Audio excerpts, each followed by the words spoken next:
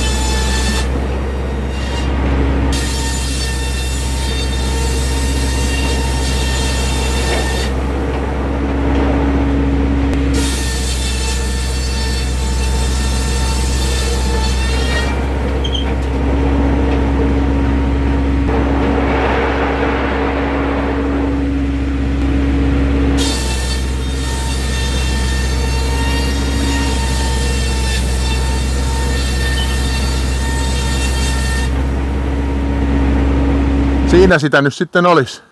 Näyttää pintakuorevalta, mutta kyllähän on ihan klapiaihioita. Otan nää tästä nyt ja vien tonne Riihenmäen tolle puolelle. Ihan kuiva ja hyvä paikka meinaa.